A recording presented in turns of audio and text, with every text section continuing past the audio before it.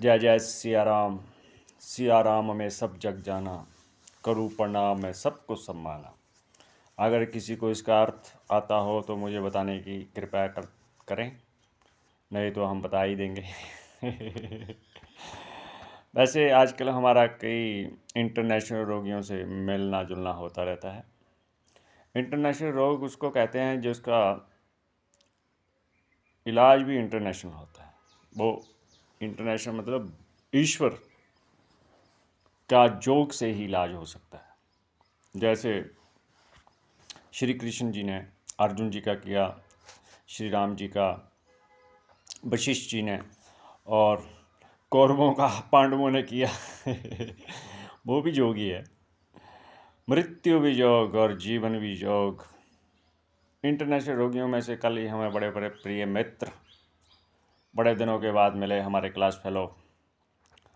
कोई ज़माना था वो हमारे फैमिली के दुआ सलाम करते थे, क्योंकि उन्होंने कोई सरपंच पंच बनना था। अभी तो पंची सरपंची के लायक ही नहीं रहे वो क्योंकि हमसे पंगा लेके कोई पंच बन जाए। वैसे वैसे वो हमें बड़े दिनों के बाद मिले। हम जब जब एक बार उन्होंने हमारे पाँव में पड़कर माफ़ी मांगी। तो इंटरनेशनल रोगियों को समझाया नहीं जा सकता। भगवान श्री कृष्ण ने का जीवन और राम जी का जीवन देखा जाए तो उन्हीं रोगियों में से वो एक है।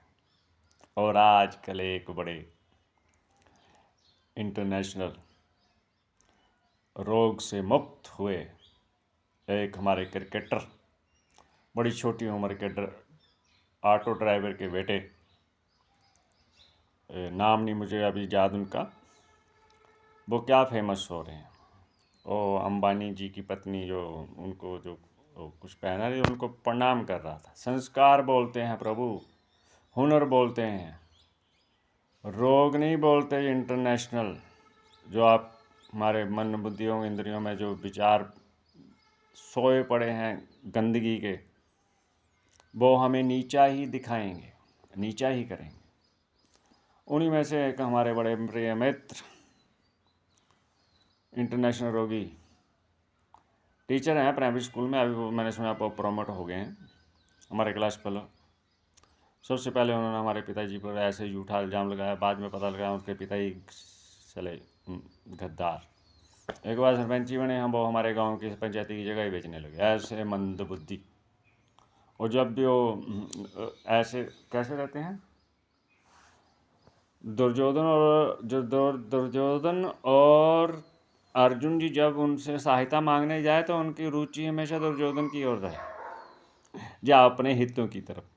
ऐसा वो पूरा परिवार इंटरनेशनल रोगी।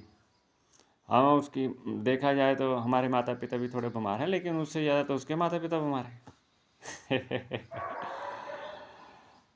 हमने उनसे बेनती की थी, आप टीचर हैं, आपके पीछे आपको पूरा संविधान मानता है, आप नौकर रखे हैं आपने संविधान ने, आप जैसे कई। लेकिन वो तो नौकर भी ना लगे, उसको नौकर बनने के लायक नहीं। मैंने देखा है उसको बचपन से।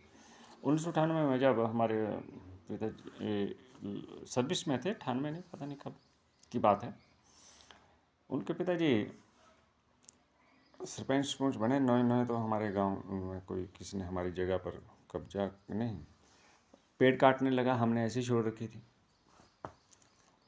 वो उसका साथ दे गए। वो ऐसा साथ दिया, उसका आधा तो खानदान तबाह हो गया।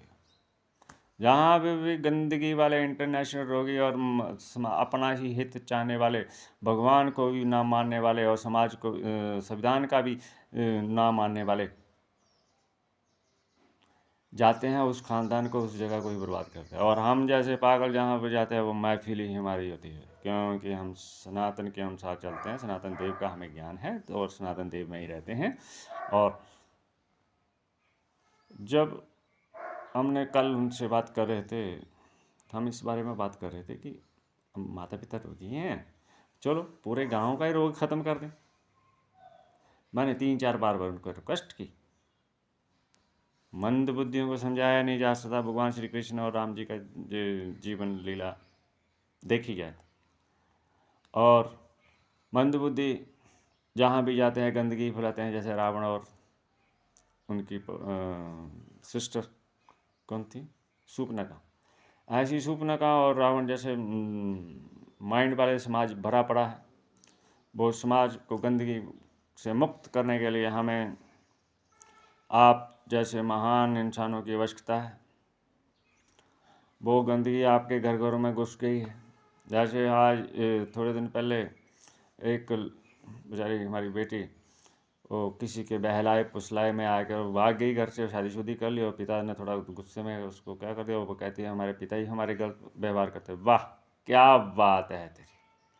मुझे लगा है वो मैं कहना नहीं चाहता, नहीं सुनो जब कहना नहीं कहना। जो नीच लोग अपने ही माता पिता पर झूठा इल्ज़ाम लगा दे, वो जिनके साथ रहे वो उनके साथ क्या गलत हरकत करवा सकते हैं बेटवा, आपको पता नहीं है।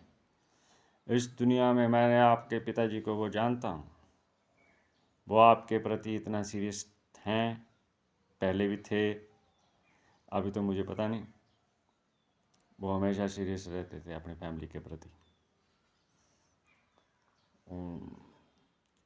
क्या करें, इंटरनेशनल रोगियों पर भी हमें एक वीडियो तैयार करनी पड़ेगी। रोगी ने वो पार्ट करेंगे, रोज़ मिलते हैं इंटरनेशनल रोगियों से, कोई आर्मी से रिटायर हुआ, कोई टीचर्स, कोई आजकल पुलिस वाला भी। वाह मुझे लगा जिस दिन मैं फंसना ये सारे इकट्ठे हो गए। चलो कोई बात नहीं, हमें कौन सा है, ज़्यादा दिन नहीं हम रहने वाले, नहीं रहना चाहते इस समाज में। हम तो रहते हैं ईश्वर में, प्रभु ईश्वर की जो सृष्टि किसी के बाप के नहीं, ईश्वर की है, हम उसी में रहते हैं। जिसको लगे जो हमें फ़ोन पर जो ब्लॉक करते हैं, वैसे उनको देखा जाए तो वो तो हमें इस सृष्टि से बाहर निकालना चाहते हैं, परंतु उनको पता आना चाहिए ये सृष्टि तुम्हारे बाप की नहीं है। एक बार हम स्कूल में गए, पहली बार किसी से थोड़ा मिसअंडरस्टैंडिंग होगी, माफ़ करने का मतलब ये नहीं भी हम तुमसे कमज़ोर हैं, माफ़ करने का मतलब है तुम्हें मौका दिया जा रहा है। एक हमारे बड़े सज्जन हमारे गांव के टीचर उस स्कूल में पढ़ाते थे, हमारी दोनों बेटियों के इंचार्ज भी हैं, मिस्टर सोन। वो कहता तुम हमें कहते हो बाहर से आए हो। अरे भैया मैं तो तेरे से इतना बोला ही नहीं, बाकी जो तुम्हारा चरित्र है वो तो जग जाने। आनंद आएगा वैसे आपके जो अच्छे अच्छे महान पुरुष हैं वो हमसे हमारे यार हैं प्रभु, जिनके नीचे तुम काम करते हो। ठीक, बाकी इस देश का संविधान इज वेरी पावरफुल। जो लोग कहते हैं कि सरपंच को ये करना चाहिए, एमएलए को ये करना चाहिए, पंचों को ये करना चाहिए, देश में ये स्कीम लागू करनी चाहिए, अरे मंदबुद्धि, तुम्हारे देश ने संविधान ने इतना कुछ दे रखा है, तुम वो तो उसका फ़ायदा ले लो, और तुम्हारे कहने तुम्हारी औकात ही क्या है जो तुम सलाह दो। हम तुम्हारे बच्चों को यूपीएससी टॉप करने का तो बता रहे थे, कहते वो नहीं खाता, नहीं खाता। और स्कूल में अपनी पत्नियों को भेजेंगे, तुम इधर दुकान में पैसे पूछो तो पैसे भी नहीं है, कुछ नहीं, बस शक्ति विहीन इंसान पूजे नहीं जाते। सत्यम शिवम सुंदरम न्यूज़ चैनल में ऐसी ऐसी खबरें मिलती रहेंगी, और जो रीलें देखते हैं उनको तो ये माइंड ये तो समझ ही नहीं आई कि हम बोल क्या रहे हैं। जो ज़्यादा समझदार हैं वो कहते हैं तुम्हारी बातें नहीं समझ आती। अरे भैया शास्त्र के अनुसार रहते हैं, शास्त्र के अनुसार खाते हैं, शास्त्र के अनुसार पीते हैं, शास्त्र के अनुसार बोलते हैं। एक हमारे बड़े प्रिय एक डॉक्टर से हमारा दूसरा हो गया, मैंने उनकी शिकायत कर दी, तो मैंने उनको एक गीता दी थी वो ये देखने के लिए भी ये लायक है माफ़ी के। पर उन्होंने जब उनके ऑफिसर ने हमें वो गीता वापस की, हम हॉस्पिटल में दाखिल थे ना, वापस की, तो वो कहते देखो आप इतनी अच्छी गीता पढ़ते हैं, इसको क्षमा कर दो। मैंने कहा आपको नहीं पता ये गीता पढ़ के ही तो उसने सबसे कहर मचाया, अर्जुन जी ने गीता जी की। जो सोचते हैं भक्त लोगों को ऐसा होना चाहिए, उनको लोगों को समझ लेना चाहिए वक्त।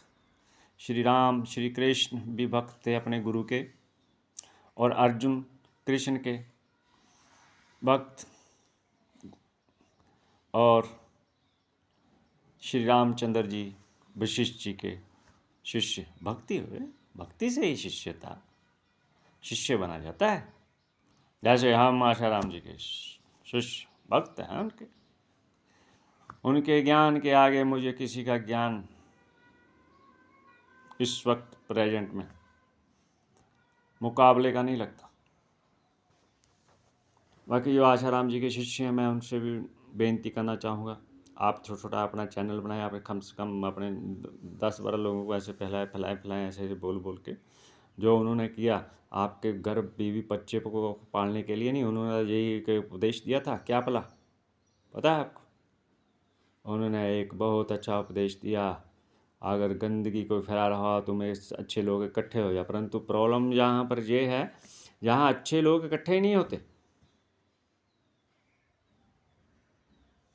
वो बुरे लोगों की दूसरा क्या एकता।